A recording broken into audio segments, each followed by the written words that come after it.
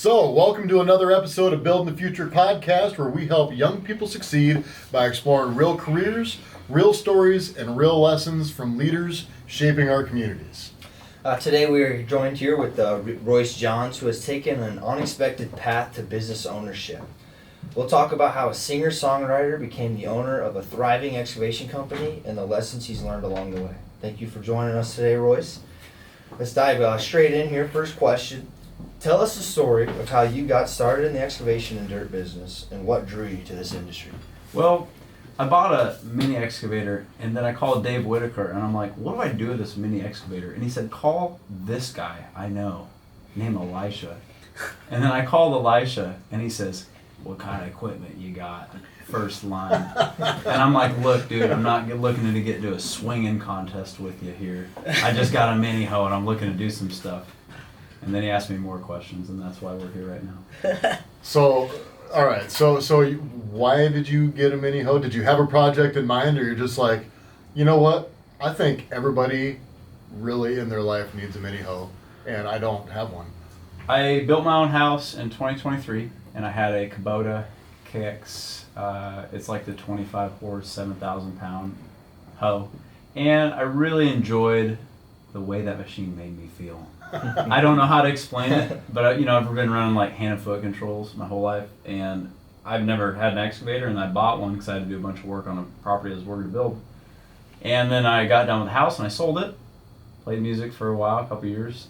I built a studio, spent a bunch of money on the studio and time, grew my hair out to about this long, sold everything in the studio, and then I bought another mini hoe because I'm like, I remember how this makes me feel, and I just I'm like, it doesn't, I just like the way this, I don't know what this does for me, but going this way. Yeah. Were you one of the kids that was at the park running the excavator? No, I had Pokemon cards. I can give a rip less about machinery. I didn't like machinery till I was 26. So, okay, for the layman like me, you guys know what he's talking about. That first machine you bought, that Kubota, how big is that thing? 7,300 pounds. So 25 horse. It was like a KX. Is this like a stand-on? No. It was a Kubota. It's a mini X. I mean, it's 7,000 pounds. This sounds like a smaller machine. It's a mini X. Can you drive it through the door? No, it's like 60 inches. Like wide. how big's the bucket on that thing? 24 inch. No, I had an 18-inch tooth bucket on it. Okay, and you use that thing for doing what? For excavating your basement? No, I bought about 4 acres of trees. So I cut the trees, chainsaw, and then I dug all the stumps because I was building a house. Yep. And I had to dig the stumps. I couldn't just grind them. And I got quotes from guys to do land clearing, and it was insane. It was $30,000-$40,000 for an acre-ish of clearing. Oh my 2 gosh. acres. It was a lot of money. Why not go out and buy your own hoe? Yeah. Yeah, and I was like, well, the hoe's $25,000, $22,000. I used it for 3-4 months and got that out of it. And blew a final drive, that sucked. And like, even after putting the final drive in it, I like broke even. And I'm like, this is cool. But then I sold it. I got out of that. It wasn't like I wasn't wanting to do it for a living. And then. Because you were doing full-time music, or like what? Give us a little bit of what you did before you just decided to send it on dirt. So I've been playing music since I was 19, 31, and I've done anywhere from 100 to 190 shows a year. And after COVID, I built a house and built a studio. The studio failed. Intense. I mean, just like the worst failure of my life. And after that, I'm like, I'm never doing anything out of my comfort zone again. I'm just gonna pay everything off. And then I had 9 beers in my driveway, and I saw a Kubota or a Takeuchi, a TB230 for sale locally, and I'm like, I just want that. I just remember how it made me feel. And I was looking at some stuff on my property. I'm like, I need to dig this. I think I want to build a shop here. So I called the guy. I'm like, I'll pay this for it if you bring it to me. He brought it to me the next day, and I just got to digging and digging and cutting trees and cutting brush, and I'm like, I just want to do this. Yeah. I want to do this like all the time. And you have a project in front of you. We just go and grab the thing, and we. Yeah. Direct result. Yeah.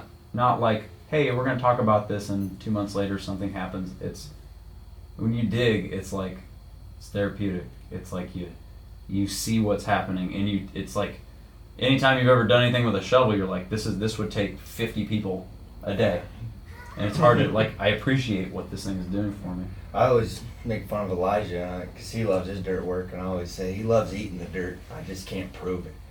I know he loves eating dirt, and he just loves collecting the stuff. I love it. Yeah, I mean, I like doing it, but I don't know. We went and did a dirt job, 2 weeks ago or something was kind of our last wrap up one is for a past customer, and yeah, we'll go do that. I lost 9 pounds in a week and had all this stuff going on with it and wasn't getting any real work done, and I was like, Because of the stress, or because you like being in the machine and didn't? no, take any just breaks? because it's when you're in that mode now. That's production dirt. It's a little bit different than Royce's stuff, but you're just there. You're there all day. Mhm. More And it's mundane. Anytime I'm moving like large amounts of dirt, that is more like It's boring. It is boring. I mean, you just sit there Yeah. and it's like you could do this in your sleep. You're just yeah. dumb. It's like playing like a game. Yeah. It's like playing video games. And yeah, Just grinding those video games. Where yeah. But land clearing and drop in like pushing trees over in like not in residential areas, but like on an acreage, that trips my trigger. And I like moving dirt too, but like someone's like, hey, I need to build a house here. What do you got that can, get this cleared off? I tried to get him by the 470. And he wouldn't do it. I tried to get you to buy the 470. That's true. You didn't want to buy it. That is true. I That told is you. true. I said if you don't buy it, I'll buy it, and then you bought it.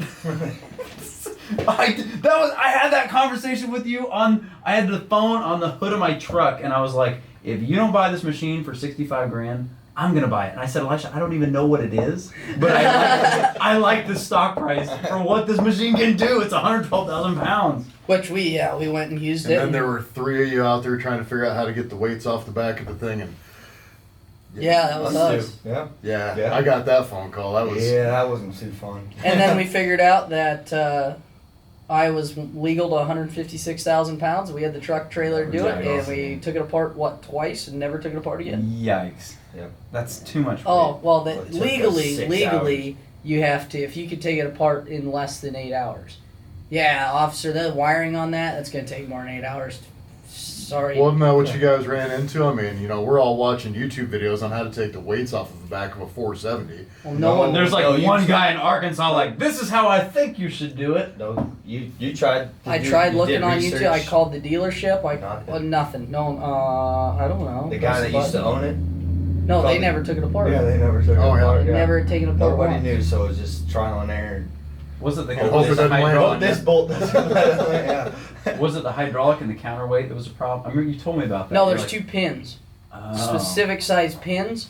So we got the main bolts out, and I mean, me and him have like a 5-foot You guys breaker went out bar. and bought a new. Yeah, we spent $3,000 worth of tools to get that Just rear like end that. off. They had to buy a new impact, a 1 inch. big or 1 inch one- machine Oh, gun like one of those impact. ones that have the handle like this. Yep. Big Bertha's what I call her. Those are Yeah. dope. I was just hanging out with the trucking guy who had one in his shop today. It was like a Milwaukee electric. That's what we It has got. a handle I'm like, Oh, what yeah. is that? He's like, that's a 1-inch electric impact. I'm like, I want one. I can do anything. You should have felt it. I mean, It's it about it- 20 it pounds. turns your. Yeah. It looked like a sideways jackhammer. But you guys got all that out, and then wasn't there like a? Oh, a and then it was and then there was 2 little plugs up Yeah. underneath that you had to take 2 body panels off and get up, and it was just 3/8 impact. Zip zip zip. Took that off, whole thing comes down.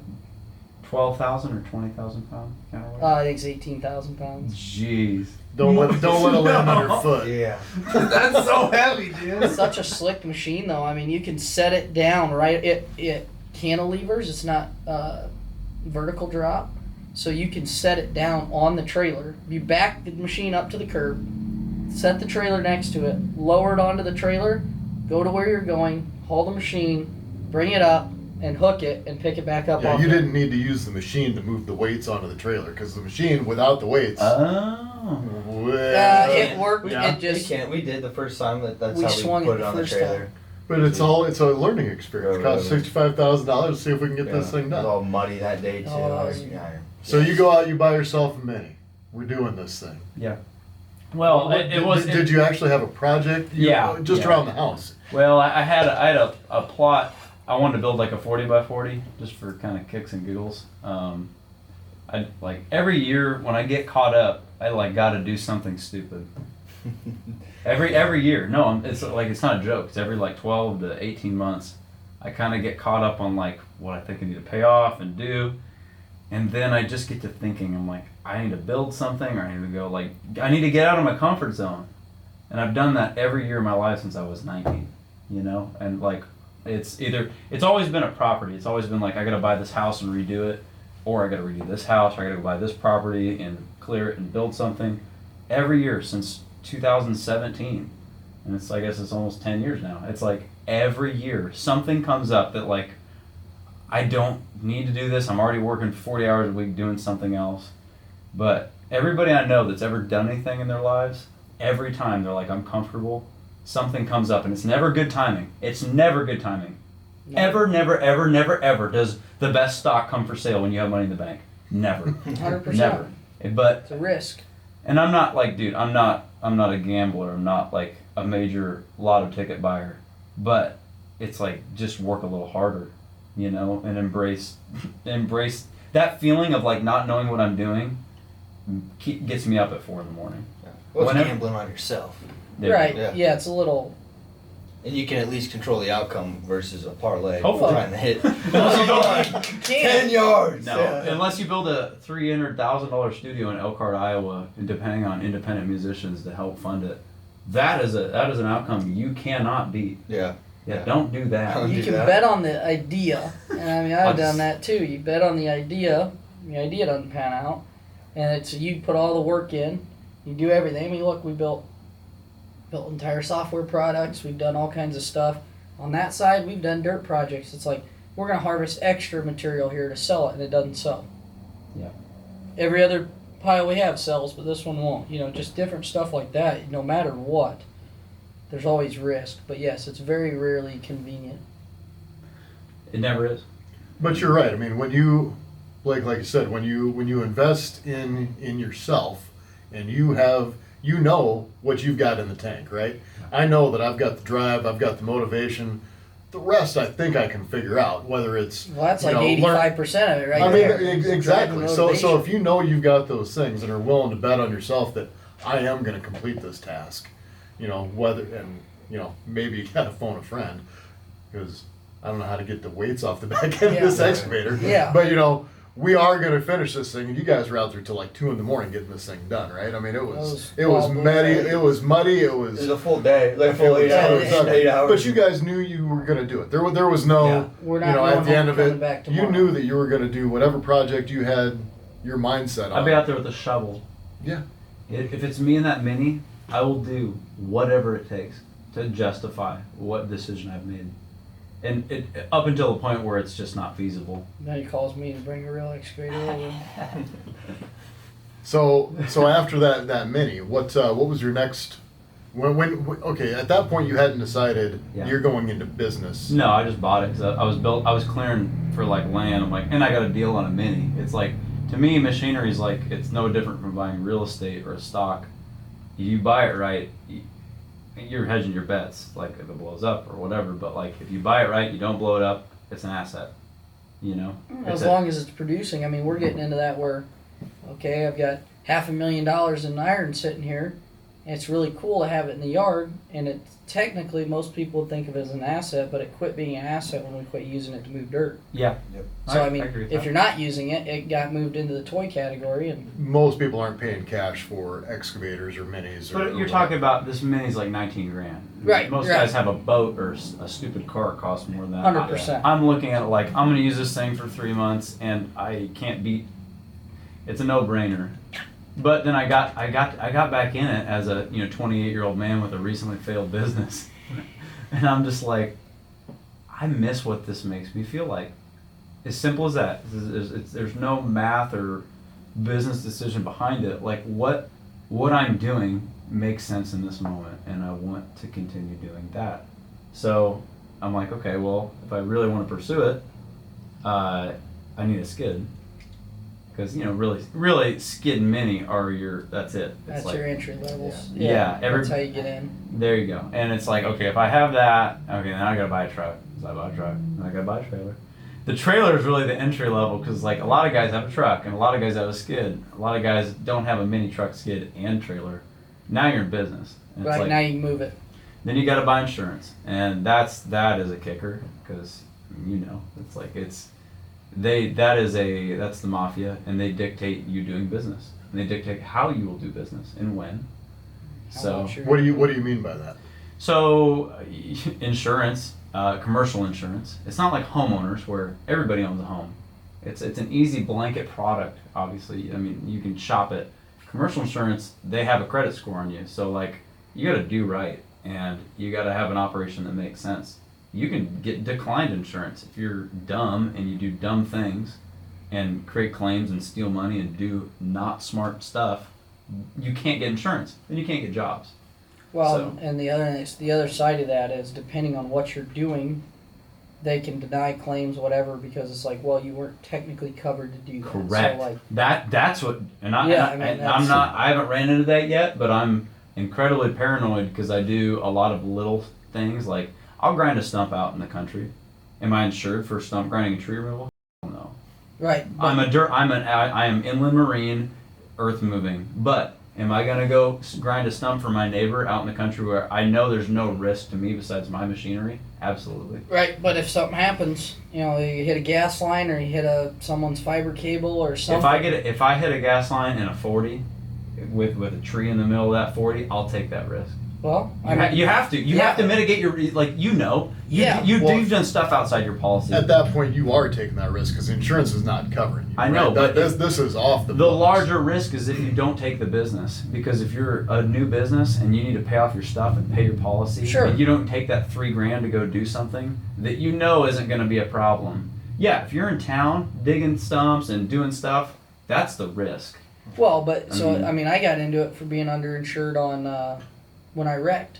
Oh, what were you doing? I was going to do this, whatever. Oh yeah, well, one, you only had liability on the truck, and good thing too because we're not covering it for that, but also you didn't have specific demolition insurance. Oh, okay. Did they cover the other party and not you, style thing, when you wrecked your dump truck?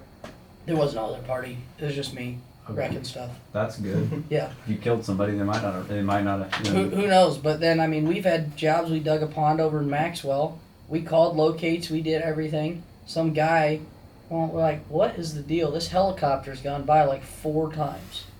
What is going on? DNR? No, some guy shows up in a black Tahoe, and he gets out and he goes, you know that there's the major gas pipeline. The Magellan line? I don't even know what he called it, but is Yeah. running right here, and he goes Yeah.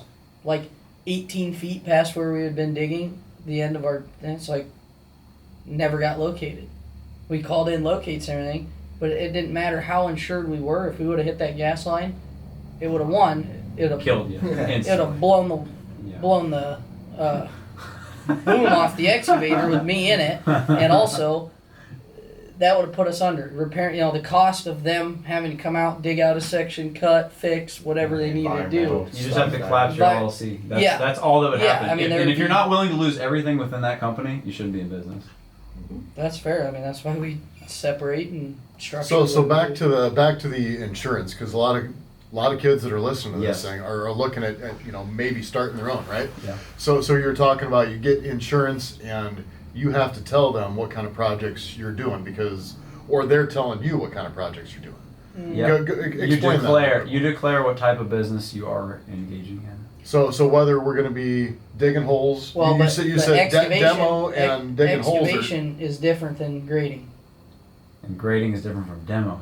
Demo is different from tree removal. Yeah, And utility repair trees is different technically from- is a completely separate deal on your insurance that says I am out taking trees out. And tree removal and land clearing are not the same. So if you're on a land clearing project, I can't just because I have land clearing insurance to take trees out, wherever, does not mean I can go into Ankeny and take a tree out somebody's yard and be covered for it. Exactly. Even though both of them are taking trees out. Yeah, So- anytime you get within a residential parameter, it's a different thing. It's like they want to know how tall the tree is. Are you doing residential work? How much residential work are you doing? Right. And that's why I stay away from it. I don't. But And if they it's in an audit you acreage, every like year. They audit you to see how much of your money came from trees, how much of it came from dirt, how much of it came from Tell the kids that again. They what you every year? They audit you. The insurance What does company that mean?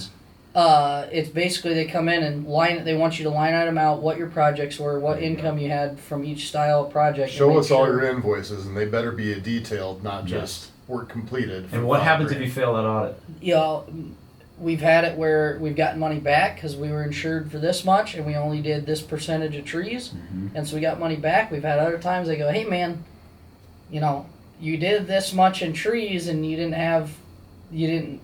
tell us you were going to be insured for that much. You owe us like $7,000. Yeah. So yeah, I mean that they do dictate what you can't do. And when we were us, we were building buildings, we were doing trees, we were doing dirt. You were doing everything. If somebody called, Yeah. the answer was I mean, yes.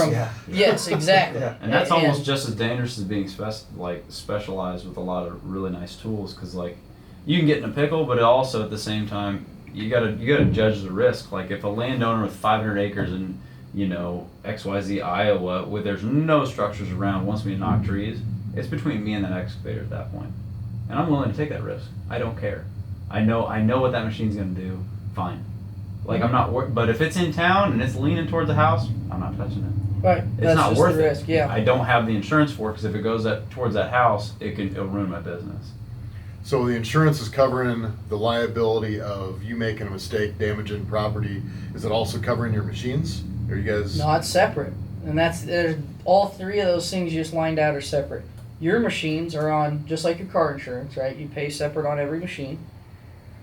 Then you have the policy that takes care of the person that you damage their property, and then you usually, like we have an umbrella over top of that because, okay, we might have damaged this guy's property, but then he's going to sue us outside of that for any other, okay, well, I wasted 4 months of my life fixing my house because you smashed it, and I need paid for that. There's Anybody can sue anybody for anything, and that is honestly terrifying. And you can be the silver soldier and do everything the right way, and because another party decides, it can really upset your business for a good amount of time, and you really just gotta, you're hedging your bets, but you have to cross your T's and dot your I's. And so for anybody listening, don't think you're going to go out and just go buy a Mini. Absolutely and start not. No, you're gonna spend for just like a Mini this is just like a real world number, and I don't like to do this because this will age and whatever, but like I'm a dummy. I don't know anything, but I just started out and I'm like, I want reliable equipment, like a 6,000 pound Mini. I want an 8,000 pound track loader, a semi new truck, and a trailer. Let's say that combined is $250,000. what? $250,000. Yeah, like 200,000 worth of equipment. Let's just say, that's $6,000 a year. That's $500 a month. $6,000 a year for what? Insurance, just for earth moving. And then when you get into tree, Is that $6,000 for the equipment, or is that $6,000? everything, your commercial auto, truck, trailer, your inland marine isn't so bad. But once, like my brand new truck, for example, if it wasn't under commercial auto, if I wasn't in business, my policy would be like $50 a month for full coverage, $60 a month, something like that. But because it's commercial, it's $210 a month out of my $500 a month that goes. But this towards is that just policy. for your equipment insurance. This is not for doing jobs insurance.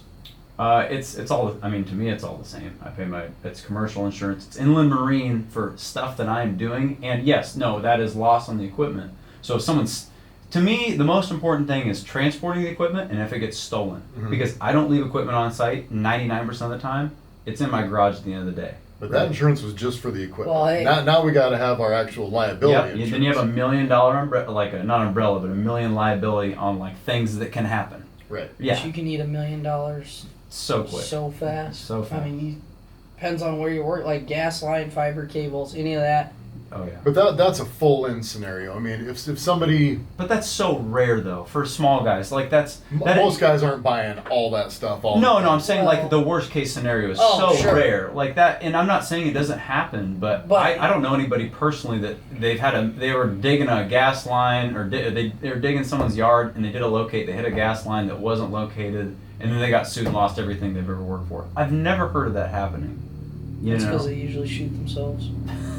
I don't know about all that, but Jeez. I think there's probably That's plenty of off-camera stuff, man. people listening that that does know somebody that has probably had to rebrand or you Oh know, yeah, that you that is shut down coming. your LLC because Yeah, you no, got no, I sued get all that. the way down to All the way zero. I'm saying, but it, like Heck, you've personally done, bankrupt. you've done people. business with companies that have done that. It's Oh like, yeah. yeah, you owe me a ton of money. Who owes you a ton of money? 'Cause Yeah. they're not around anymore. We are now Yeah. And LLC-2. I was like, well, should I get paid from that? Nope, sorry, don't know anything about it. Yeah. No, and Possibly. I've never been through it, so I can't speak on it. But I don't know But I anybody mean- But personally. for the kid that wants to get into it, so when you had that mini and you went to a second piece of equipment, Yeah. I mean, what are we actually talking about? I know if you buy the 333G, you're $120,000. We were talking about some Chinese brand Sandy. I mean, Takeuchi. you could get into a decent skid loader for 40, 50 grand now with the used market the way it is. Yeah. What was that wheel loader you're trying to talk me into? Like 12 grand. You gotta go buy this thing. He's doing the same thing to me. You got land. You need Don't one of listen to him. these. Hey, listen, I try to call my father-in-law and all sorts of stupid. Don't do it. Don't tell him. Don't listen to anything he has to say. Okay. But it's okay. So you buy that no. What kind of mini did you say you bought? Was it Bobcat? So the first mini I ever bought was a Kubota, Mm-hmm. just because like obviously Bobcat Kubota, and I grew up with Bobcat. Sold it, built my house, bought a Takeuchi in October this last year, and ran great, had zero issues. And then I bought a Deere 325G because he told me to, and I had unlimited issues with it. But it's 1,000 hours, and I was doing forestry on like hills. I was detracking. I was running a brush cutter without a K-string. I was doing stupid stuff you just don't know until you find out. Mm-hmm. And I was blowing hoses, and I just kind of got spooked. I was like, well, I don't have a warranty. I paid $50,000 for this machine. Why? In a Bobcat T595 with a warranty is like $55,000. So I traded it for a 100-hour machine, 150 hours, with a 5-year, 3,000 hour, 3-year, 3,000 hour, whatever warranty. That alleviated the if I have a hydro go or motor go. It removed the like emotion from what's going to happen to how it's going to happen. And I was like, okay, this is just a cost now. Mm-hmm. And I've never thought that way in my life. I've always bought stuff and I've always worked on it, I've always fixed it. When I got into this and people call me at 6 o'clock on a Thursday and like, hey, can you be here tomorrow morning to dig our water line? It's February. I need a machine that's going to go, or have a really good chance, not 3,000 hours and I don't know. Mm-hmm. We'll give it a shot. Yeah, I'm willing to make less money on the front end to be reliable to build my business, that I have good stuff and I can show up exactly when I say I'm going to. Because that's been. Well, that's why we bought new stuff. I mean, when we started, we bought used stuff and had issues with it for the most part. And so we bought new. I mean, I don't care what brand of skid loader you have. I won't own one out of warranty pretty much because skid loaders are the most expensive dollar for dollar thing on the site. Yeah. And you can't live without them. They're the most abused thing on site. Mm-hmm. Well, and it's like even us to the point in the last year, we don't use our skid loaders hardly at all because all the bigger equipment, I just pretty much said we're not doing finish grade anymore. So, but you still got to have a skid loader there to unload pipe. You still got to have it there to do miscellaneous bajillion things. So, but they just have problems. Doesn't matter what brand it is. We ask a lot of them. Yeah, you beat the snot out of them because that's what. Yeah. Hey, I need to move this log. Well, this log weighs 12,000 pounds. Okay, well, I'll drive it around the front idlers then, because that's what's going to take to get it out of the way. I go, and this is like a different tangent, but I go back to like, 50, 60, 70, 80 years ago, before, skid loaders were a thing. Like what we expect of them, I mean, it replaces a dozer in a sort of sense from the 50s. It replaces like a loader tractor. It can do so many things. But the cost of that is you're like this. I mean, it's the Badger, it don't care, it'll do it. But it's like, it's not like a dozer where you're doing this all day. It, like you said, you can put 10,000 hours on a D8 before you have, it's nothing. But a skid loader, you're like this, and you're on hills, and you're asking a lot from a little machine. But what it can do in that time period is like, it's amazing. We take it for granted. Most companies, that's their start though. Right. Most companies, some kid goes out and buys. Maybe it's a wheel machine. Maybe it's 12 grand. Maybe he can wrench on it himself. Yeah. Maybe he goes full in and buys that $115,000. $100,000, $50,000 machine and a trailer and a truck, and he goes to it. Well, I mean, we started with a $20,000 skid loader nuts in 2020 when the price of everything was super high. Was it a wheel deer? Wheeled deer? Yeah, like a what was it? It's a 250 Okay. with foot pedals. Like Actually, a 60 horse deer? something like, no, I don't even think it's that. I bet it's 30. Okay. It's like 7,000 pounds. I ended up knowing the previous owner became a customer within like a year or something owning that, which was you should cool. go buy it back. Well, what kind of we still projects have were it you down in doing with that? I Kansas. mean, That's you were doing some Uh, finish grading around. Yeah, I mean, we were grading for like home builders because that was big at the time. Drilling post holes, moving brush, a little bit of demo. I mean, we go rent mini excavators fairly often, tear stuff up and use it. And that was kind of how it went with you, right? Like you found yourself renting stuff often enough. I'll It's go like buy one, yeah. might as well buy one. But Now you went the next route, and you had the two, and decided at some point I need a bigger machine because you were getting bigger projects, or just I'm not having enough fun in this small one. Well, I wanted to do grade, and to do grade, you gotta have a track machine. And that was kind of the bottleneck. I'm like, okay, well, I want a wide track machine, because I want to do grade in elements where like I can float better. And this is how stupid I am. I went from running. My dad growing up, he had a Bobcat S150, and a hand and foot machine, whatever, 60 horse, 55 horse, and I always, it's like growing up in that machine. It's like this thing can do anything, there's never anything on our acreage or neighbor. There's never anything it couldn't do. It was always just amazing to me. And then I go buy this 325G, which is like double that machine, and it's just breaking down, on other people's property, and it's a wide track, has every option, high flow, blah blah blah blah.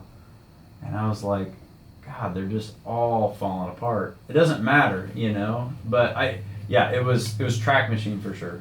And I went back and forth with you about this. I was like, what type of skid loader should I get? Get a wide track, get a deer, get a minimum 325 wide track. And I did, and it was a Cadillac, but Bobcat had a way better warranty, which was a warranty. you'll need it, so that's big. It's fine. That's the thing. I'm only doing. I bought that Bobcat with 150 hours in December. It's probably put 200 hours on it this year. Right. in 8 No, months. there's an interesting. I had a guy that was moving some dirt for me, and he had the 333, which is one of the. I don't know if it's the biggest right No, now. Not anymore, but it used to be. So he actually went down to, I think it was the 325, because he could then bumper pull it. Yeah. So he went down, and this is, when you guys, anybody that's looking at starting a business, thinking about all that kind of stuff, it matters, right? Transport it's so underthought. I bought the machines before I bought the transport. Right. I was like, oh, I'll just buy Duramax. Good luck. Right. So this guy's pulling this 325 around on. I think he's pulling it behind a diesel, but No, 6.0. You told me that your cat. You would pull around your wheel machine. Yeah, I had a 05 Cadillac. $1,000 trailer that I bought off some guy in Ames. That's crazy. So, are you willing to, $1,000 pickup? Like, spend that extra money so you can pick up an extra 10% in that bucket? And you got it depends on what you're doing. I would go to a 325 today. Yeah. If I didn't have to pick up Yeah. 2-ton plus sandbags that it won't pick up. right. That's It's the what we best use our machine skid for the loader money. now. You're right. But yeah. people don't think about the infrastructure costs of going up. So now you've gone from ours all kitted out with weights and the bumpers and all this stuff's close Forestry. to 14. Yeah, The forestry guard. kits and all that. Yes, It's close to huge. 14,000 pounds. Now you're putting it on a gooseneck. Well, goosenecks can cost more likely than not than the smaller trailer. You got twice as many tires. Yeah. Now you need your CDL. Now you need a fifth wheel package in your truck, so that's gonna cost more. Because I see a lot of guys starting out, they're hauling these things around in just those little dump trailers. Yeah. Yeah, I see it We- again, and some of them probably shouldn't be, because you see some of these guys going down the road. Well, we rented if it's a dump under trailer. 14 or whatever, it looks jankier than I have a brand new truck, and with that H&H dump and putting a 8,000 pound skid in it, I'm at like 12 and a half, give or take, and it still feels janky, and I'm not even maxing it out, Well, we put ours in a guy's dump trailer. It was a gooseneck dump trailer. I thought no big deal. We put it in there. We bent the ramps getting it in, Yikes. and then we bent the axles of it sitting on the Yikes. dump trailer. And it's like, well, I hate dump trailers. I'm vehemently against all dump trailers. Go get a dump truck. Go get a single axle dump truck. You'll love your life way more than that. Dump trailers are the worst invention of all time. I see it a lot for young kids that are starting out. Yeah. I need to haul some dirt from here to here, and I'm willing to make 2 trips. Yeah. Because I've got to bring my skid loader over in the trailer. I'm going to unload it. I'm going to fill the trailer. I'm going to take the trailer to wherever I was, dump it, and I'm coming Preaching back. the choir. I have a tilt trailer I started with, and I love it. It's like the Cadillac. You go on, you're done. But you got, change the machine down. But I bought that dump trailer back in May, June. Game changer though, because like for small stuff, dump the machine off, go load material, and then I can bring 4 yards of dirt. Okay, so what'd you pay for the dump trailer? $7,000. Okay, so you got a deal on one. Most of the dump trailers out there, you're gonna be over 10. Yeah, like 12, like new. But don't buy a new one. Go buy a. But you would say buy that smaller dump Go truck. buy a single axle old. Then you gotta have a DOT dump. CDL though. No, you don't. Well, if it's under 26, but It's a then you single can't. axle dump truck. That truck you first bought didn't need a CDL. No, but it's not a dump truck. It's a dually Duramax. I can't haul. Yeah, I mean you can max between the truck and. I get what you're saying, but to have a reliable, if you want the most reliable horse to pull the buggy, right? Yeah, but they're the most unreliable thing on the planet. What's And that? A dump trailer, because it's electric over hydraulic, batteries go out, or you end up throwing a set of jumper cables on it. If you have it long enough, either almost every guy I know that has one carries an extra battery for it because you run out. So- I got the jump pack. I just put it. I put it. I know what you're saying, but it's so, dude. To buy like a, let's just say like a top kick under a CDL style machine. Sure. That's $100,000. I mean, like a new Oh, one you're under talking warranty. new one. I guess I Something bought that's guaranteed to get you there. And I'm saying go old buy a International Silverado. 4900. Yeah, I know, Not but then something- you're working on it, and No. So now you're just We carrying didn't- around a can of ether to get you Yeah. from job to job, right? I wrecked that dump truck twice and it's still running today. It is still down there running weekly every day. And I've jumped it 4 feet in the air with a load on it, with the trailer behind it.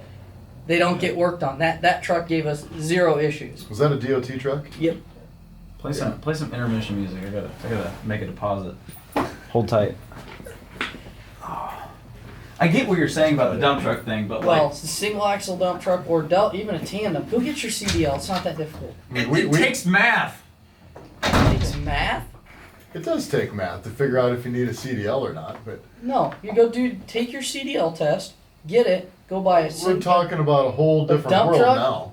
and a tank trailer and go buy your skid loader and then You eventually talk be able to about the afford a new. CDLs. You could take any one of your trucks, put a fifth wheel on the back You of it. need a Put CDL. What? No. I'm talking about like a camper. You throw a camper on the back of it and a Jeep on the back of that camper. Down the road we go. No questions Nobody asked. cares. Ridiculous. You see it all the time. Guys Yeah. going down to the Ozarks. They got a. 60. They're 75 feet long. Oh my gosh. And nobody cares. But I go put my gooseneck on my pickup. Nope, CDL. Really? Yep. And it's a weight thing. Because my truck's GVWR is 32,000 pounds, and I've got a trailer that can do it. And because those things equal over. Yeah, the combined GVWR of my truck and trailer it exceeds 26,000. That's the number. CDL. If you're over 26, 26,001 pounds. then you need a CDL. CDL. And you got to hit scales and everything. I don't think Are you so. supposed to to? hit scales. If you're commercial, yes, but you don't have to be commercial to need a CDL to haul your. So like let's say, well, we're not moving a lot of dirt anymore. I decide I'm not commercial. I'm just coming down to your property, Mm-hmm. and maybe I'm picking something up. I'm not gonna stop the scales because that's for the commercial side. But if I get pulled over, they could hit me for. Gotcha. They For can not having they the can CDL. weigh you. Okay. They'll. But even if I'm empty, So why does that single axle dump truck not need a CDL to drive it? because it doesn't gross over 26,000 pounds. Now, if you went to a tandem, you wouldn't need a CDL. Because the truck itself with the trailer that it's pulling is not capable of handling over 26,000 pounds? No kidding. Right. What's the how much will it? I mean, you can't Oh, haul 12 tons in the back of So that thing. what he can put in his dump trailer, if you had a single axle dump truck, you could put his dump trailer loaded and then some and then dump that. The systems are just different. It's the same with I was trying to duck around cameras. What do we do? Lock out the guests? They're trying to keep me out of here. I'm spilling all the truth on them. Hey, this whole show is about truth bombs. We're not out here making friends. I hope not. I haven't. No, but I mean, you So know. I can't believe that a single axle dump truck though can't haul more than 26,000 Well, but pounds. the truck probably weighs. The total amount, you can't go 2601, period, under CDL. Whatever, So whatever your that, truck that trailer little carries. truck you had, that single axle, I mean, are we talking like 10 tons in the box of that thing? It's probably about the same as dump trailer. Really? So 10 tons in the back and 9. I mean, that truck's probably 5,000. So the difference is though, I could put your dump trailer and all the material, and then probably some more material, and still dump it out, and it's run off the PTO and the hydraulics of the truck, so you have infinitely more lift. so you get a low-sided dump truck so you can load it with that little 325 or the Bobcat or whatever you got. 325 will load a full size truck, It'll reach over the top? Yeah. Really? 9'6". All right, hold on. Let me sidetrack. If a banker came to you like when you were 18 and you want to start this whole thing and said, "Look, I'll give you $250,000," knowing what you know now, what rig would you buy? Truck, trailer, equipment? I'd go buy an old DOT truck, Mhm. so it's tandem axle dump truck, probably no cheater, because you know if you had to go dump truck, you'd probably get $120 to $130 an hour for it minimum. Okay. I'd go get a tag trailer. Yeah. And I'd go get probably I know for a fact I'd get a large frame skid loader, so 333, 335, 331 Deere probably be my pick. Not Sandy. No, definitely not Sandy. I don't You think wait. And Sandy's gonna rule the world. Go and on. then I'd get some sort of excavator. I really want to try John Deere's 75G with the fixed boom. If I'm you not a could big if you fan could have of one hoe to do like anything between residential utility 130. to like a 130. It's the same thing I bought. I know, but I'm saying like you're gonna miss out on a lot of jobs. You can do residential with like a E50 or like a 85 Deere. Are you sure? If you had one excavator 100%. as a starting machine, you'd buy a Would whole. that dump truck pull that 130? I mean, That was a big machine for getting around some things. what? But then Sure, you have your but I- CDL. Here's the thing. I don't want to be in anyone's backyard ever again. And even at that But time, that's a personal preference. if I would for have starter. had, but I've done both, and that you do just as much hassle to work in someone's backyard for $1,500 as somebody's back 40 for 15 grand. You're right. It's You're the right. same amount of customer service, same amount of BS. I might as well not do it. Now I remember somebody Yeah. told you when you were starting to stay in that small niche because there was a lot of people that moved out of that. They say almost, well, even I told him that, and now he's buying a bigger hoe and getting out of that. But that was there's enough people that are in dirt that do that exact same thing. They start with just that skid loader and that dump trailer, Yeah. and they're out just doing finished projects, doing a little bit of landscaping, whatever it looks like, and very quickly they Yeah. move out of that for whatever. And I think Well, you're probably saying It's money. I mean, it's the same amount of work, it's the same amount of transport. because you're getting phone calls. You're not out Yeah. there hunting it, but people are calling you saying, "Hey, I've got this going on. Can you come take care of this?" And they leave you alone. It's like, hey, I got 10 acres. I need this done. You're out there for a week. You know, the residential stuff you're chasing a day's work. You're going to charge for it, you know, but at the same time, there's a lot of setup and knockdown between going to bid it, making sure everything goes right, weather. Yeah, I mean, yeah, like, I get it, and you're right. But there is also a lot of money to be made in the residential stuff because not a lot of landscaping companies have that equipment. They'll have like a loader or they'll have a ride-on, but they don't have all the attachments. They don't have a bigger excavator to do like 3-acre stuff. Like people, Right. there's a lot of like executive acre lots that people want. They need the bigger stuff to do what you're talking about, but yeah, you're we still did a lot of servicing. it. But I mean, I'd get rubber tracks, or at least then all the new Deeres you can buy that have rubber track inserts on the steel tracks, so you can bolt rubbers on Yeah. and go. So like if I had to really start over, You're I talking would on buy, the excavator. Yeah, on the excavator, I would still buy a 130, because I don't think there's a size lower than that anymore between that and a mini.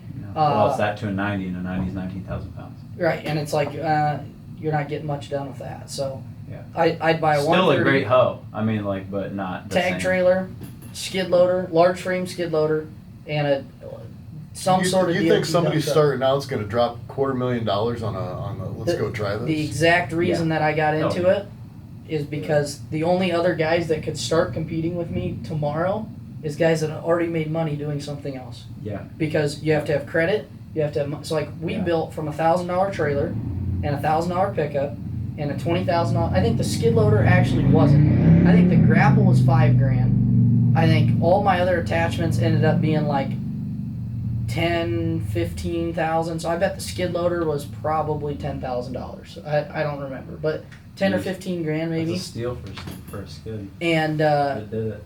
you know, we did a lot of work with that, but then we got that dump truck, and that was a game changer because we did use dump trailer a lot before that. Mm-hmm. And once you go to a dump truck, you would never, ever, ever use a dump trailer again. Because you can haul brush, you can haul concrete. I mean, you do. Well, but the other thing is, from a tag trailer, you can open the tailgate on the truck, Mm-hmm. and the DOT trucks have tailgates that open this way. Some of them open this way, and some of them, and they all open down. So when you're hauling brush and stuff, my bigger dump trucks can't do that. They either have to have a high lift that can get out of the way. That old DOT truck, you could just stack the brush in the back. You Yeah. throw one strap over the thing and go. But you could also throw ramps from your tag trailer up there, drive the skid loader into the box of the. Wait, what? Yeah, So you're driving from your tag trailer up into the box Yeah. of the. because they're low. The DOT For what trucks, purpose would you do that? so you can haul your hoe too.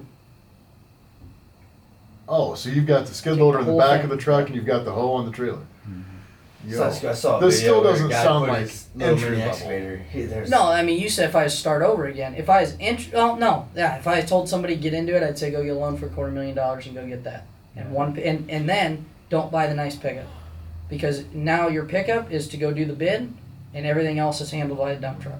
So you're gonna drive a dump truck to all your bids? No, I said you go get a decent pickup, but don't Go get yourself an S10 for driving to the Don't bids. don't go get a $80,000 to haul a Denali. skid loader. because I bought that to pull, and it's great at doing that. Yeah. But and it saves you a trip, because at the small level, mobilization takes time. Yeah. Whether you're going to that residential project or you're going to, you know, a week-long project, you're still taking all your equipment there. And if you've got to go take the truck, then you got to have somebody else bring your hoe. Well, then you got to coordinate with them and pay for it and whatever. And then you have a dump trailer, so your battery doesn't work, and you have to go get a battery and hook it up and jack with that. Let me ask you another question, Elisha. I've been in the finance world outside of this thing, you know, getting loans for real estate as a self-employed individual since I was 19 years old. Mhm. Every time I go to get a loan, they laugh at me, but somebody does it, right? And you know that deal. Yep. When you were 18, 19, and you've said this to me verbatim, I got $1.1 million loan when I was 19, Yeah. 20. How did you do that without assets? I know you might have had the income to prove it, but any bank, period, any House. credit union wants, I know, but any bank, they want 2 years of a self-employment record of like, you made this much money. And even then, to get a line of credit, you have to have assets. If I have, like, for example, if I have $1 million portfolio and I got to have the income to prove that I can make the payment, they're going to I mean, it depends on what interest rate you do, but like typically you're looking at maybe a $200,000 line, you know, for like a 7.5% over mortgage. Well, so my first advantage was being 16-ish when I started, and I You had. started an LLC when you're 16? I think my LLC went out when I was 17. Okay. No, it was before that, because I got married at 17. Okay. So it was like 16. So you had 2 years of LLC, and this But- is like I'm trying to like I No, want no. you to teach I gotta 18-year-olds how to I gotta do look this, back man. and think about this. I'm trying to remember when technically it was incorporated versus doing business, but I couldn't get any credit until I was like 18 or 19. Yeah. So by 19, even if I start at 17, I've already got 2. But I had it at 16, otherwise I wouldn't have been in business when I got my house. So you had an LLC that was registered for 2 years. That'll qualify you for $1 million loans. Period. Doesn't And matter then- with who. I didn't, because I couldn't get credit the first bit. Everything was paid for. Yeah. Like I had to pay cash for But stuff. how do you go from that to $1 million line? I as John a Deere 31. Financial. They are the What is it, largest. 19,000% interest? I mean, like what? No, They wouldn't give me $1 million line right now if I leveraged everything I've ever worked for in my lifetime and my dad's lifetime. They would look at me funky. I don't think so, because the iron, when you're loaning against equipment, it has an intrinsic value of something. Yeah. And so their equipment though, not like an Oh, open yeah, line. no, it was not. Okay. It was. Oh, this was- yeah, Oh, you're no, talking no. about getting a loan for deer equipment. Yes. I'm saying I want a line of credit where I want to go buy No. a Sani in Springfield, I didn't Missouri. get my first line of credit till I was like 21. Okay. And I had showed over, like, oh yeah, you made $1 million. Yeah, we can do that. And you've got all Okay. these assets that are paid for, Fair. and you're doing all this business. So this is all through deer. Yeah. Oh well, I had like a okay. private bank loan for a piece of equipment. I think maybe my But dump for like truck. the majority, like the big stuff. Oh yeah, John Deere. Okay. And I mean, just for everyone out Are there, they nuts? They are Who's working at Deere Financial right now? That's who is they are Oh, the we've had this conversation plenty. They Yeah. are What? absolutely. they are nuts. the largest private financial company in the world. My drummer works for John Deere Financial. That's the joke. He's my best friend, business Wow. partner. He works for John Deere He's out there Financial. giving them But that. I mean, they look at it as if we can get this equipment out, what percentage chance it comes back? If it comes back in saleable condition, what is the difference of loss? Now, I will say, in the last 2 years, everyone I bought my machines at the high. When I ordered them, I was 9 months out to get them, And this was 2021 probably. something like that. And that's when they were handing out money at 2.5%. Everybody's Right. just trying to get. That's a different ballgame than today. Right. Today, I think now they're at 0% though. But And they're they- charging more for the equipment. That's a whole. But they fugazi. have, there was no incentives back then. There was no deals on anything. It's like, do you want it or not? Because I can sell it to somebody else in one phone call. But they would still give you the loan. Right, and they would loan it. But again, Crazy. you got to think about. I've bet the farm. I've had my house and property and everything on a blanket interest for the majority of my life. Yep.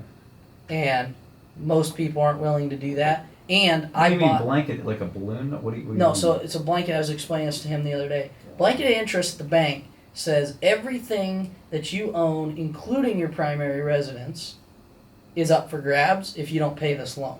so so- it's just part of your portfolio. So, but if you don't sign that, then they won't loan you as much money because they can't take your house. Well, yeah. But my house built in, as soon as it was done, it had a large chunk of equity, and it's So their gotten up primary every servicer year. on everything you own. They have first. They have first. At one dibs. time, yeah. Okay. Now Yikes. that was the first thing to get. We need to I get. don't know off if of I'm that. suggesting any of this Yeah. for a young Well, kid that's. Nah, dude, that's risk looking it to- all. I mean- Risk it. Send it. You're 21. Do it, baby. You've been talking about buying the equipment, getting the equipment. This is what it Anybody takes. can go This is out what and it drop. takes, though. Everybody my age at 21 and his age, they were still in college. They had truck loans and they never bought it. They weren't even thinking about buying a house. They're 27. You know, like Well, okay, but to But do. I- but I'm- you don't have to do all that to get started. started. I'm talking. Yeah, you guys are talking You guys about wanna going out skip- and buying you're going out- excavators and if dump you were- trucks yeah, and get go. started in dirt moving. Well, I'm talking about buying that a was wheel the machine and doing a little bit of landscaping. Everyone Getting I it going. competed with was so much older than me when they started because they had to get to his age to be able to go get the assets. And that was one of the things, Yeah. the metrics I looked at when I got in dirt work. I don't want to mow lawns. I don't want to compete with 16-year-olds. I don't want to do, I went and looked at all the different things I could do to make money, and I started weeding out the ones that were too cheap. So then I said, okay, dirt work. Well, how do I get into that for cheap where I can't afford it? And that's the wheel machine Mhm. and a $1,000 trailer that was rotting in someone's yard that we bought and Yeah. fixed up, and a $1,000 pickup that was sitting back in some place. Some guy used a snowplow truck. That's what started. But then you start making money, and very quickly you can get that, go to the next thing, go to the next thing. And again, I think I got somewhat lucky, and I will argue to the day I die, any business owner doesn't think that they've gotten lucky plenty of times is lying. It takes hard work, it takes perseverance. There's a lot of really hard-working, persevering people. But when the that work phone at rang, Walmart. Yeah. you said yes. Yes, And I mean- you're out there moving snow and running a shovel in the winter. Whatever it took, whatever it took to make it happen. But at the time, and part of my get lucky was, we made probably 30 grand grinding stumps after the Durate show. Yeah. I wasn't even in business. Somebody else Hey, I you knew rented a machine. Somebody you else- lined up 20 jobs, rented a machine, and went and knocked then them just out. went and So, knocked them and out. I'm 16. I have no overhead. Yeah. I live in my parents' house. Like I had my Right. phone bill and gas, and gas was $1 Yeah. a gallon. Right. That those things all lined up right, but also they wanted to give money out. The economy's going nuts. Everyone's got money, Every customer you went to had just gotten a $1,200 check from the government, so they want to build a deck or they want to grade this out for a pool or they want to do that. You couldn't do what I did today and be as successful. You could work just as hard and you still wouldn't be as successful just because it's different time. And that's a lot of it is timing. Yeah. Execute. If an opportunity comes up, you do it because you don't know when the next time you're going to do it again is. Yeah. So many people are just working on their houses and probably like their properties when they have the money, when the money comes around. If they got that bonus check, okay, here, I want to go do this work. All right, so you guys have been talking about getting the equipment, getting in debt. Anybody out there can go out there and get in debt. But what, especially for you, Royce, what got you, like what was your marketing strategy, kind of your sales? Because like you said, you didn't really have too many contacts out there. Yeah. But like what was your marketing and sales strategy just starting out? It's easy. It costs $26 and they'll ship them right to your house. You go buy 500 of these and you get in your truck and you drive to every house that you think is feasible that could use something that you have, and you knock on their door. Hey, I'm me and I have this. I can do this thing for you. We didn't even do that. We just stuffed them in mailboxes. I used to have Whatever. office gal and Mail- Mike. But you went out. You went out. Yeah. Door hangers. People go get door. Yeah, I would take every Sunday, Saturday afternoon in December after I bought everything. I was like, I have reliable equipment. I have these attachments. These are the things I can do for you. So you didn't start off as a, because I envisioned it that you had that many and your neighbor called and said, hey, you mind renting that thing over? I mean, kind of. Like, there was a lot of, like, Well, you word knew of mouth. some people. Yeah, but- I mean, I which- still do. It's a lot of word of mouth, but, like, yeah, I went the extra step because I'm like, I'm not going to put this up to chance. I'm going to work as hard as I can possibly work with the time that I'm given. Because, like, what else am I going to do on a Sunday? Hang around and watch TV? No. I'm going to knock on doors and figure out how to pay for this equipment. Right. Well, and Period. for everyone out It's there free. listening, It costs me nothing besides gas, which is free, basically. the You know? not anymore. The best, Free. absolute best marketing, and we have spent hundreds of thousands of dollars in 6 years on different things for different businesses, different marketing. Hands down, the best marketing for your service business. We went out and bought those door hangers on Vistaprint. Oh, yeah, dude. I think we bought 500 of them or 1,000 of them. We Yeah. got booked an entire summer in like 3 weeks. Yeah. And my younger brother and sister literally drive around, and we paid them is go out, hang, hey, go to Gilbert, do the whole neighborhood. Yeah. Every house that you come across. Here's the country. $150. And But, like, there's a million 16-year-olds who would do that. We didn't do it in town because that wasn't our customer base, but we went out in the country, and every country just went block by block, had a map on Google Maps, every house inside here. Yeah. Whether it was an ash tree, but we just listed out like ash tree removal because that was like I'm top gonna of go do that people's tomorrow, minds. Lashley. You should. You got me fired up. You should. I'm it serious. was I'm gonna be hands like, I down. have a 135. Call me, dog. I mean, we put Well, a I nice remember picture driving up. down the road and we'd find like Fly. stands of ash trees. Yep. And you're like, Yeah. well, I'm going down, you know. I'd pin it. You'd Yeah. pin it Yeah. and then, yeah, you'd You go. talked about your shirts that you first made, and you got just a bunch of T-shirts made, and you give Yeah. it to a client or a Yeah, customer, whatever. and he's giving it out, and just for that. We found our shirts in recognition. Goodwill. Oh, yeah. Yeah. Same, dog. Wait till you're 12 years washed up in your deal and you find your name on a shirt in Goodwill. That's a funky feeling. Oh, wait a minute. You found. No, yeah. Oh, yeah, we found one of our shirts. Shirts. Oh, in gotcha. Goodwill. You And, didn't go buy shirts good. No. Wow. And I the say those story- shirts you Admit got. its life cycle, dude. Those were nice shirts. I still got one. Well, That's but it, those that's it. shirts, I mean, even that. Anytime I'm doing something shady, I put on one of those shirts. we just. Grinding stumps in town. Uninsured, baby! On services! I'm 16. What are you gonna do? Sue me? Okay. Yeah.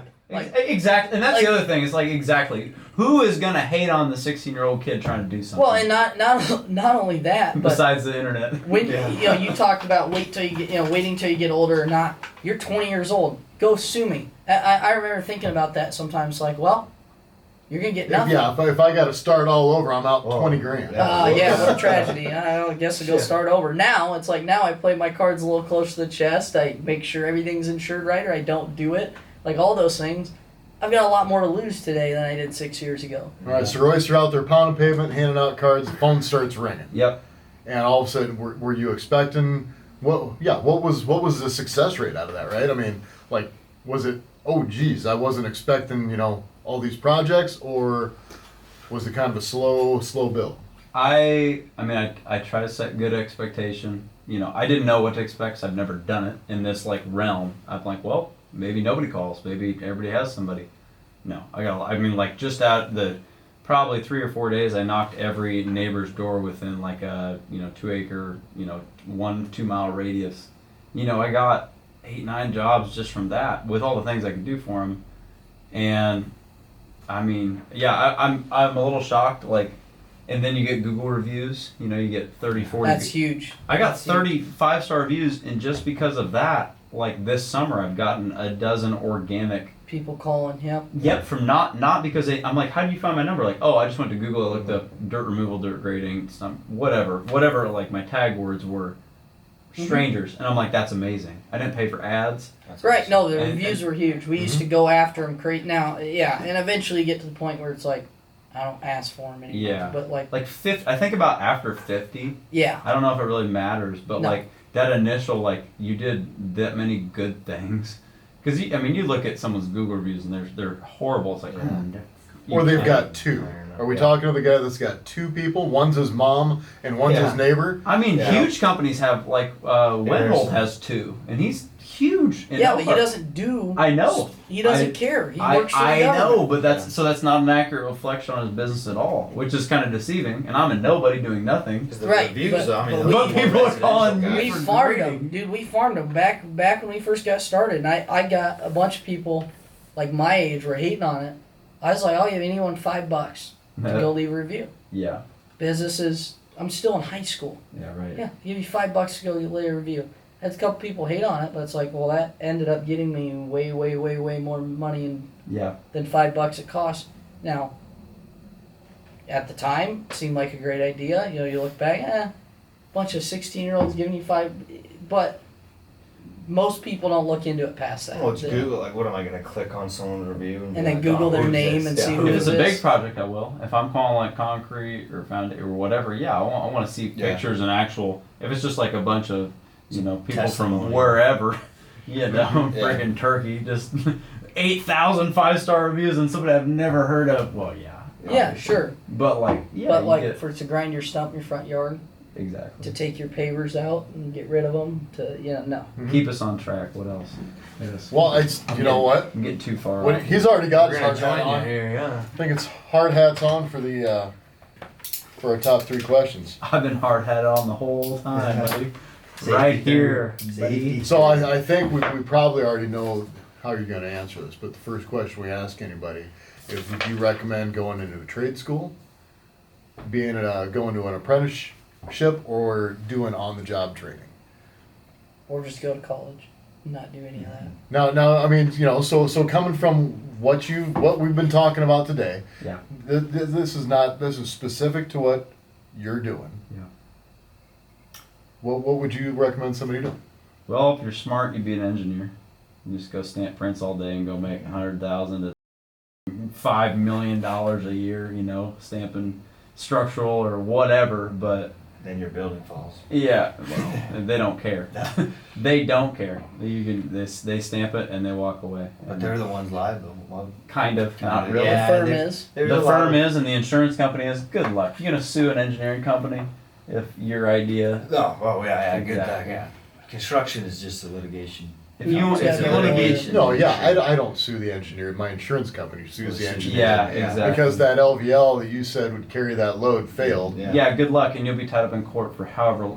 Not me. My insurance paid me, and now it's their job to get their money from somewhere else. Right. Okay, back to the initial question. All right, apprenticeship, on-the-job training, or college for moving dirt. Which route are you going? I would work for somebody that I feel like is doing something different. I'm not saying go to work for like the biggest trade, electrical, HVAC, plumbing in town. I'm not saying that's a bad decision. It depends what you want. Do you want to own your own thing? Do you want to answer calls when you want to, and you want to say yes or no when you want to? Then go do your own thing. But you would say the same thing for this. If you're thinking about starting a dirt company, go work for somebody that moves dirt. Go run a skid loader. That'd be the smart thing. I'm not smart. I don't want to work for somebody. I would rather fail on my own and do it on my own time and term and make less money and do it at the pace that I wish to do it. I cannot work for somebody. Well, but I can't. I choose not to. I would take that also with a grain of salt, though, everyone out there, because if I would have started working for a Dirtworks company before I started a Dirtworks company, Golden handcuffs. I wouldn't be in dirt. Not a chance. You'd catch me sitting behind a window of one machine for 8 hours straight. Yeah. I would never have done it again. I would have done it for probably 3 weeks and got fired. Yeah. Because you're just getting the hourly. Or you get in a stare spot out where the you're window. selling jobs and you're making a lot of money working for someone, you get comfortable. Sure. And that's the I other. always probably would have ended up in sales for somebody else if I ever ended up working for somebody else. But the just monotony of working for a larger dirt crew, you're going to start out in a scraper, in a haul truck. Maybe if they like you, you might get a dozer. And those are the three things you're probably going to start doing. You get made fun of for being the scraper. You get made fun of for being the haul truck because if you're in there for more than a certain amount of time, just the brain cell count's not there. So, jeez, you know, man, there's a lot of good people that do this. sure, stuff, man. but it doesn't take. I mean, you were coming in on college breaks and zero experience, and we were Yeah, coming you in just all threw the me in there and say, hey, go drive It's this forward, around. Here's our backward. route. You're like, okay, yeah. Yeah. That gets. I don't like running haul truck. Only reason I ran the haul truck the most in the last 2 years, 3 years, is because I could sit there with the laptop and do my actual job while waiting to get loaded or whatever. But even if I had to sit in an excavator all day, every day, I wouldn't do it. So if you get in and you like, okay, I like running skid loader for a little bit, and then I like doing over here, doing a little bit of hand work or whatever, yeah, it might be for you, but I could totally understand somebody going, yeah, I wouldn't do this. I don't feel like I could ever do the same thing for the same person for an extended period of time and feel good about it. Fair. I mean, that's my problem. It's You're not sitting it's not the work. It's just like, what's the point? once your new excavator comes, we'll work it out. We'll try and get you a pond job, and you go dig a 2 or 3 acre pond with that size machine, Yeah. and probably for about 3.5 weeks, you're gonna sit in that chair and look out the window. And when you do finally go home at night, you're going to lay down, you're going to close your eyes, and you're still going to feel like you're You'd be like this. I know looking that out the feeling. window, Yeah. I doing know. the exact man. same thing, and you're going to think, like, there's that just Guitar completely Hero. minus. No, that is, and that's true. Like, I've been in the seat for 12 hours at a time, and then I go to bed, and I'm like, Yeah, but It's then like you start doing that. swinging a little bit tighter. What kind of clearances can we nail? Ding! Oops, too tight. I fell off the bed one time doing that. I was like, it was like a 14-day run of like 10-hour things I was doing with the same machine. Yeah. I like woke up in the middle of the night and I'm like, holy smokes. Yeah, we do those bigger ponds, and it's just like, you just, eventually I get to the point where I didn't even want to go the next day because it's just going to be sitting there staring out the window. Hoping you don't get stuck. No, I know. Yeah. Yeah, well, even on the dry digs, you're just sitting there flat. I mean, we do them in Oklahoma. If I get to a point where I'm bored, I'll hire somebody. I'm not bored yet. Oh, that's the thing, And yeah. I got dudes that could go out and do it, and I know, but I'm not. I'm still excited because it's Right. a challenge. Like, I don't know what I'm completely doing every time, all the time for the bigger stuff, and it's like, if I can't teach it, I'm not gonna hire. That somebody. never will go away. I mean, I still run in, we did it for so long, and I still run into stuff. Yeah. That I don't know, or I got to figure out how to do, or planning. That's what was fun about it, is a new problem to solve every day. Yeah. True.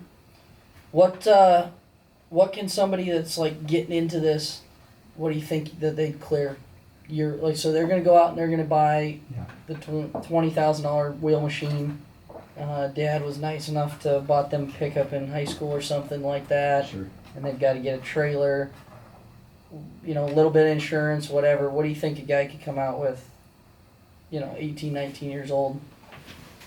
Maybe dad doesn't buy their truck. People get really offended about that. I think it largely depends on where you're at. That would be a starting point. Because if you're That's huge. if you're in Swisher, Iowa, and you only want to work in Swisher, Iowa, to whatever 1,800 people or something, it's gonna be tough. Unless you know a lot of people that need a lot of little things.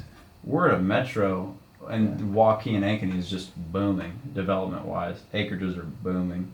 There's a lot of people moving here from out of state that don't have. They're not in this industry. They need people that are handy and can do a lot of different Right. things. That'd be the starting point. Where are you? If you're in the middle of New York City, you're not. You're done. You're never going to own a demo company.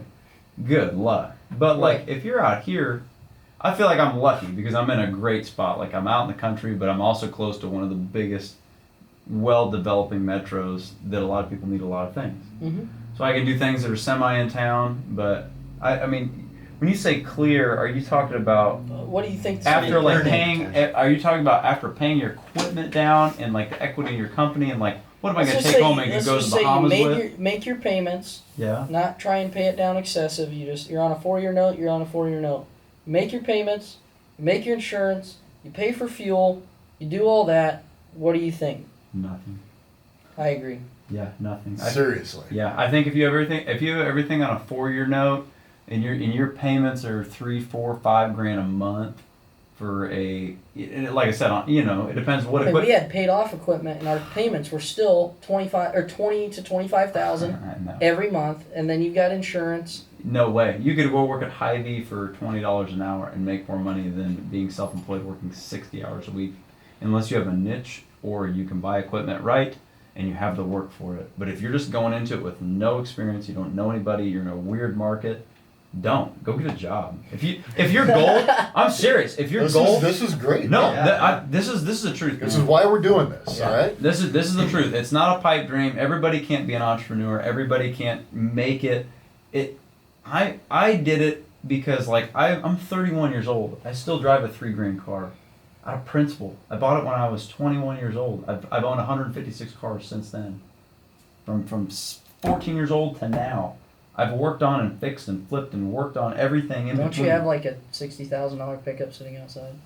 46,000. It's brand new, but it's a business asset. It was a write-off. Right.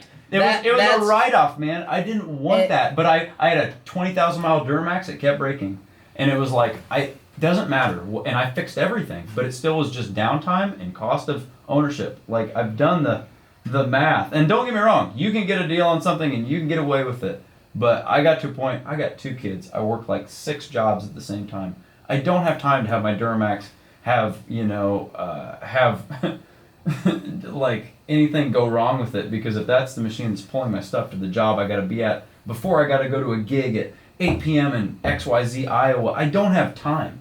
Right. I'm out of time. I'm it's not like I'm 19. I got no responsibility. 100%. You No, know? I mean there's something to that. So I will both say, you guys said that you're not making any money. No. if you don't want it bad enough, you ain't making nothing. If you're not going to put in 60 to 80 hours a week, At in least the first, 60. the At first least bit. 60. Like no question. You said we've talked about this in like 2020. Bunch of people, they got fired or Mhm. got laid off and everything. So a lot of dudes went out and did exactly what you said earlier, and it's go buy a dump trailer and Pickup a mini, How many of those guys do you think are making it? almost none. And those guys have more 0.01%. experience than I've ever had in my life. Right. So why? But Why are they not 'cause figuring it they, out? They don't want it as bad. On the other hand, I will say, while you don't necessarily make the take home, because of the write-offs and because of the stuff, you live a very nice life with a lot of really cool stuff. And That's your balance that's sheet structuring a Still business. broke. So let's We're let's still broke let's not all talk the about time. how you can work this system or game it. I mean, let's talk about an honest number. Could somebody bring home $80,000 at the end of the year? No chance. No chance. After all your expenses, Mhm. insurance, paying for the equipment, the risk. Are of you getting talking year one? Well, Oh, and no, let's talk not about yet. that. Year one, no versus way. year 4. No. Are you telling me you could go buy all that equipment? Let's say you need a skid mini, dump, or haul, whatever, method of transportation, trailer. Year 1, go knock on doors. I'm not saying it's impossible. There's guys who I go was gonna knock say doors I for made solar more and than make. 80 They're doing your that. age, you go make $500,000 a year with no equipment. I'm not saying it's impossible, but if you're going at it like with a trade perspective of like, I'm going to create a service that people are going to want and have, you got to be hungry. And you got to do a lot of things. You got to answer a lot of phone calls, and a lot of times you won't want to. I was gonna say, I mean that's $250,000. It's probably $6,000 a month. Probably another 500 to 1,000 in insurance. So that's $80 grand a year in cost. There's You 70. got to go make 100 and what? Yeah, but I mean, 170? I would say our first I year mean- doing dirt stuff, we cleared that. So, It can be done. It's just, But but I you- also don't remember the entire first year. Do of my do that kid's math life. one more time. All right, so you got $80,000 in cost in between payments and insurance, right? If you went and bought a $250,000 all up front, now On a most Okay, of four-year no, them note. are doing let's that. just do that real quick. I mean, if we're talking about honest numbers, Okay. so you got $80,000 in cost. Somebody crunch this thing out. If I Alright. want to make an extra 80, that means I've got to bring in $160,000. $160,000. No. 52 weeks in a year. We're working 6 days a week, right? Yeah, Let's just seven. say if I put 250 Seven. grand on let's say a 7-year note, just to be conservative. Let's say if they pumped it out to like 84 months or let's something. just say stupid. let's just take your operating costs of $80,000 a year, which is fairly accurate. No, at how do I bring in $2 million. $160,000 worth of revenue? What's that look like? What's that math per day? That's $13,000 a month. That's You gotta 20 make working $500 a day. A Revenue. day. Revenue. that's not difficult. We It- could do it. It is, but I know 660. I know this. I know it is, but it isn't because like You're not working every day. 'cause no, the it's job's raining not right there. now. I'm not. I'm here hanging out. I'm looking at jobs. I haven't done a job for Right, 5 but days. you're 'cause it's telling been me wet, you can't you make know? Right. $13,000 in a month? No, I can, but like if it rains for 2-3 weeks and Yeah. we're waiting on dry and we're waiting on XYZ project to get to a point and then I got a building pad right now that it's wet and it's been wet for like 3 weeks because the guy that wants it done at a certain time when he's around and when his other contractor's around. There's a lot of things that are out of your control. It's not like you just walk into a factory and do it exactly when you want to and make the money. And when when the you want weather to. does No. hit, you're going to be working 16 hours a day, 7 days a week. Yeah, and you're miserable, and your spouse is like, "What's going on here?" And you're like, "Well, this is the deal, you know." No, it's but that's the thing. It can be done. It's just do you want to do it or not? Because I did it. You're doing it. Yeah. $113,000 a month and that's again going out and getting $250,000 equipment. Almost no one's gonna go drop that. I'm right not out making. of it. I'm not even grossing 13,000 a month. I finance myself a little bit different. It's like I did an interest only thing to be able to defer. I bought the equipment. I feel right, so that way it doesn't depreciate so fast. Mhm. I did interest only, in which I don't know. Personally, you can do it however you want, but like in my mind, I want my cash flow on my equipment as low as possible for the worst case scenario. Sure. For XYZ economy, whatever. I would rather do that than have the same or similar interest rate on a 4-year rocket and all of a sudden my payments are $6,000 a Because month. guess what? If it rains for 2 weeks, Correct. that payment's still due. Yeah. Yep. 2 weeks. I'm just saying, if you want to go out and make 80 in your first year and you've got $250,000 worth of equipment, you can do it. You're gonna work a lot. You got to work a lot and not get But that's a lucky. good- No, but, but in the rain days, if I wasn't working, I was getting work. what do you do? Okay, let's say you start out. How much time do we have left? By the way, I don't want to drag this. I don't want to pull you. We're just kind of wrapping it up. Okay. You go. I mean, if we got a good tangent. I'm gonna get into this because Okay. this is important. This is what It is important. This This is is what why a young everybody's guy is listening, gonna get right? into, and these are the questions they're gonna ask. If you start and you're like, okay, I'm gonna get this equipment and this is my overhead. What kind of jobs are you chasing with a wheel loader? Let's say a mini. I'm chasing utility dig for a plumber. I'm chasing small trees. I'm chasing grade. I mean, not that Well, big a okay, grading. and with a here's the wheel other loader. here's the other thing. My entire career I've chased contracts from bigger contractors. So, whether I was building decks, Mhm. I went and found massive exterior companies that are coming in after storms or whatever, and like we did a bunch for Waddle Exteriors. Like we did hang doors and that was successful. We got into the excavation stuff, but my philosophy through the entire thing was day one we open a new service, we go to the top people in that service and we say this is what we can do, this is what we can do, what price do you need us to be at. How to do you it. gain the experience in that in year one? You're talking about doing decks and doors. Like people spend a lot of time in that trade to know all the nuances, and you gotta have insurance for that. Yeah, you gotta know about 10% more than the average person. Dude, my brother-in-law does doors. Worked for Dan's Doors. I don't do doors. I don't like doors. It's- I've done it's them. very Yes, complicated. That's not complicated. Not really, At but all. well, kind of. They're engineered. You're attaching onto a So, whatever have you ever $200,000 built- $1 million home. I have mean, you built there's a a Lego lot of set? things. What? You build a Lego set, Yes. go to Menards, punch into their computer. The first 15 decks we did was all Menards. Now I can go to Menards, I can look at their sheet, I can tell the customer price is this much for material. But you're not advertising your company as a framing decking company. At one time we did though. Okay. But take that out of it. When we started doing dirt seriously, I went and I found a list of home builders online I bet there was 40 of them, and I called every single one of them. And if I didn't get an answer, I showed up to their office on the next rain day. I got my card in front of them. I told every single one of them I'll grade the first yard for free. So at the very least, they were going to get a graded yard of $1,100 value for free. And if I did a good job, I'd like to be considered. How'd that work out in the long run? Worked out really well. I graded a lot of yards. I called every realtor in December off the MLS list for Remax. I called Realtors or builders? realtors, and I called every like home builder off Google. I called every plumber, and I did get like I don't know, half a dozen calls back kind of thing. But like a lot of the contractors like, dude, we have 12 guys with like Cat 275s who are pros who are willing to be out here for 130 an hour. I can't touch that.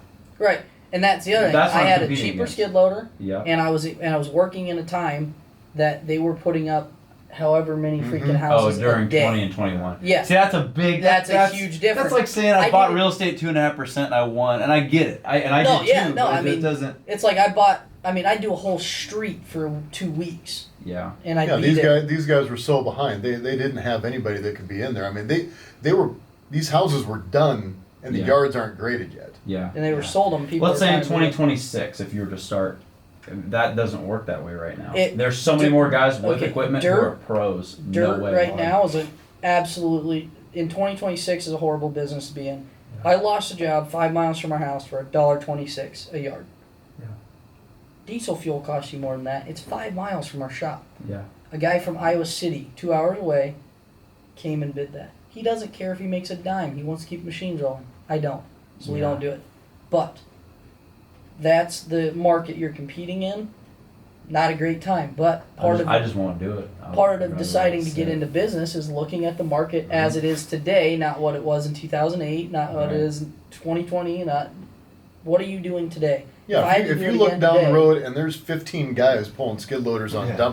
dump trailers, you go, boy, I should get into that. Yeah. No, No. it's, Well, it's saturated, right? But the thing is, If you we're- go drive around and see houses that are for sale and the yards haven't been graded yet, but I see massive dirt companies, get an Elder and excavation. Macinich, grading yards. That didn't even remotely happen 5 years ago when I got into That's it. scary. They're slow.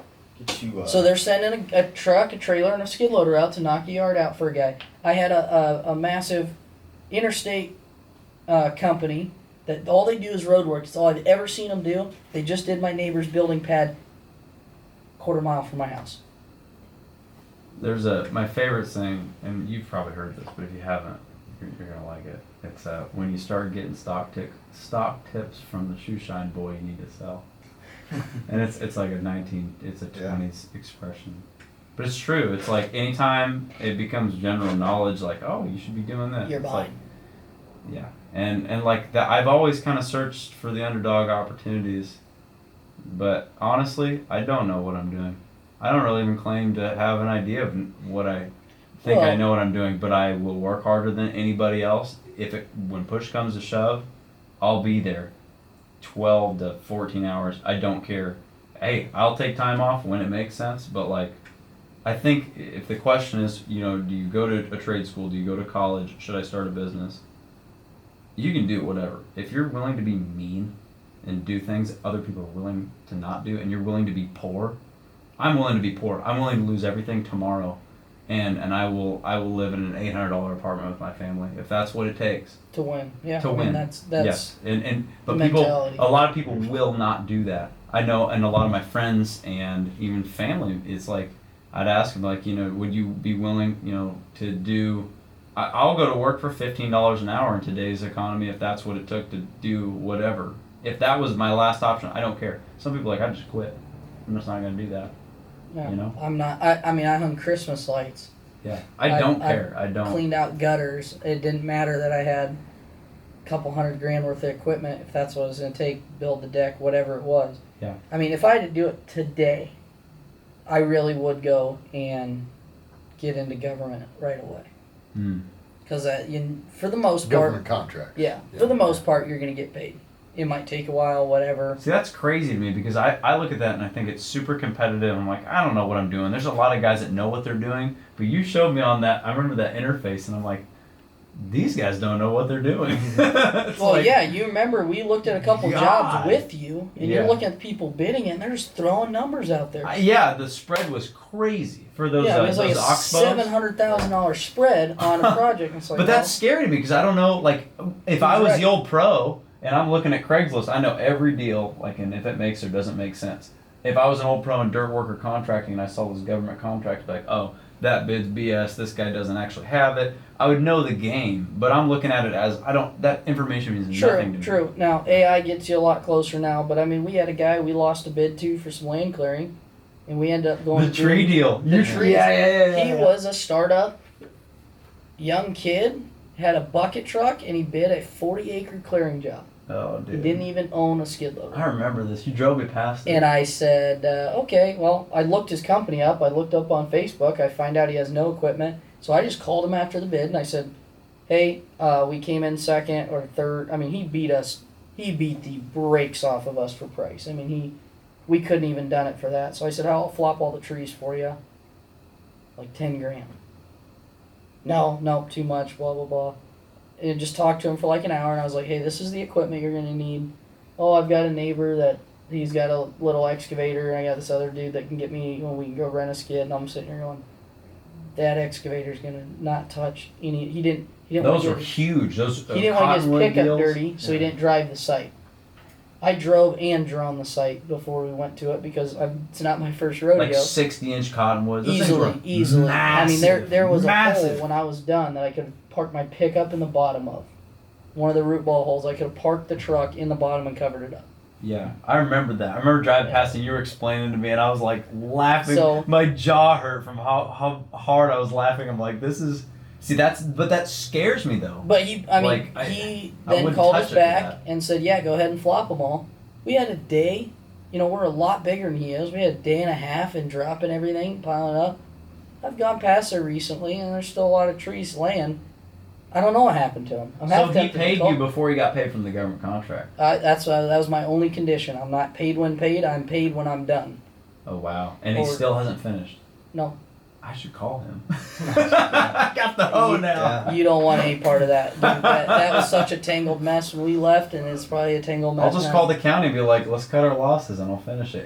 It's in my backyard. Right. It's like it's a mile from my house. It's not far. Yeah. Who knows? I mean, there's stuff that I'm half tempted to call the guy and just see what's up, I'm gonna call him tomorrow. just see what's going on because. I could drive my new hoe But- over there. But that's the thing. It's Literally, I could drive it. It would take me like 40 minutes, but I could. that guy took a massive risk on his first. This is his first government contract. Big. He said he had done some like tree trimming and stuff, but he had a bucket truck. Yeah. So that's great. Good for you. Awesome. This was. That's what It's a happened. bad example Totally of new. someone getting in. But over I mean, their I head. did one down in Waukee. It was a clearing job for pipe, and I mean, it was. We had done like a acre and a half, 2 acre, 3 acre clear, and I went and bid 80 acres. Or no, it wasn't 8. No, it was like 8 miles, and 30 some acres. And we get into it. We got paid. We got paid all the way to the end, and they've paid about 50% of the total contract at this point, and then ghosted. Yeah, owe us 80 grand. Never hear from him again. The city of Milwaukee. No, it was a contractor, Oh. and then then we come to find out the only reason they reached out to little junior company number Because C, they knew they little could get me, you. they had lost their right to work in the state of Iowa years Oh, prior. So every no. major contractor knew that and said, "Not a chance. We're working with you. We know you aren't going to pay us." And they got us to do it. And I never even now, if anyone tries to hire us to do something that should be a much bigger person's problem, and there's no other bigger people bidding it, I want to know why. And I'll call them and I'll call Yeah. the competitors and ask, Yeah. "Are you bidding this because of that problem?" That almost put me under. I blew a skid loader up on that job. My rental costs were through the roof. I had a couple other things that happened on that project, and we were bleeding money out. We paid our sub. We had another company come in with 2 excavators and a grinder. Their grinder blew up, so we were piling everything. The city said we could grind everything and use the mulch as the erosion. So we did all of it, mulched it like that, stripped it all out. Then they came back and said, yeah, that doesn't look good. We're getting complaints about the way it looks. Clean it all up and get silt fence out here. See, that's So we've handled that's it what keeps me up twice. at night for touching that stuff, and that's That, why I and that's I don't- just, but it was a phenomenal learning experience, yeah. and I was pretty poor for a little bit to make that happen. And you won't be as nice on the next ask for that, because the next person that asks you to do something like that, Nope. you know, like initially you're like, I want it, I want to be the buddy, and I want to do what I can do Yeah. for him. But now it's like you got to get kicked in the teeth to be mean. Right, and so there's experience, and it's whether or not you can weather it. Like you said, you're willing to work $15 an hour, whatever it takes. I like I said, I'll lose everything. I'll do if that's what it takes to win. That's what it's going to be. Yeah. And that's the risk level I'm willing to take, and the reason that's why I've been successful, because most people aren't willing to make that decision. And that's why we can never work together, Royce. Probably We're not. both too mean for each other. Alright, final question here. What advice would you give to a kid these days who's unsure if the trades are the right path for them? Get a job. Get it down. No, I don't know. I mean, I grew up around a sales environment. You know, like my dad owns a sales company, and he's an old wrestler, and he's always taught me that like you got to be tougher than the next guy mentality. And he's like physically as well as he is mentally tough. And you know, he's in that world, but he doesn't change oil on his truck because he doesn't care. It's not his thing. He'll still he's like good at cutting trees, but like he's not interested in the mechanical and trade stuff. But he will work 80 hours a week and deal with people and drive and do whatever, you know, it takes.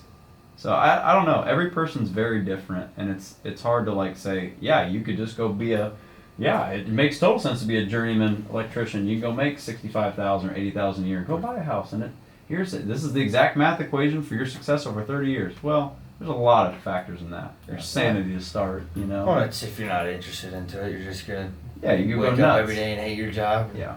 Yeah. I would rather be poor and have nothing and be excited about what I'm doing than have a little bit more money and hate going in every day, dealing with people, and also ethically not feeling good about what I'm telling people and how I'm selling things and how I'm picturing things to people when they go to buy it as me as the person they're dealing with. Well, and yeah, as far as dealing with people, it's like my job today is not what it was the last 5 years. I mean, for the first time in my life, I can keep a calendar. That's been like a new thing this month. That I know how you schedule, plan, and stuff. I think you could have been doing that, but I you don't just weren't doing it. Yeah. I think there's a lot more fires. It wasn't worth it because every time I get something planned out, somebody have a fire go on. Hey, can you bring this machine over here right now? I'll pay you $2,000 to bring Yeah, it. whatever that was. And it's hard to say no. Yeah. It's so hard to say Or no. so, and, you know, in our situation, a semi breaks down the interstate. It's like it doesn't matter what meetings or whatever I had. I got to go do that. And now that's been removed, like. I don't like what I do now necessarily as much as getting up every day and going and doing that new problem and everything, but it's the right decision for my family, and I take that to this too. You got to look at what's going to be the right decision, whether you have a family or you don't. It's just you. If you're a young guy, young girl out there that has no family relying on you and everything, now's your time to risk it. You've got the most energy you're ever going to have in your life. Yeah. You have the least amount to lose. Now's your time to figure it out, whether that's going to college or trying to trade or doing your own business. But now my kids are older. Well, so like 75-80% of people be like, oh yeah, I'm gonna own my own business, I'm gonna do my own thing. Go do it. Talk about only it. 5%, 1% of Save those me. people make it. Right. And end up Save doing me. that. When you get in that comfortable situation, it's like, well, I got my paycheck coming in, my mortgage is this month, or this much, car payments are this much. I can't afford taking 2 months. Yeah. Yeah. Like So, I what mean- you guys said, making nothing. But, yeah. Well, I'd like to thank you again for joining us today, Royce. Thanks for sharing all your experiences, lessons, insights, and advice for the next generation. Right on. Hey, at Building the Future, we believe that exposure creates opportunity. So thanks all for listening. Keep learning, keep growing, and keep building your future. We'll see you next time.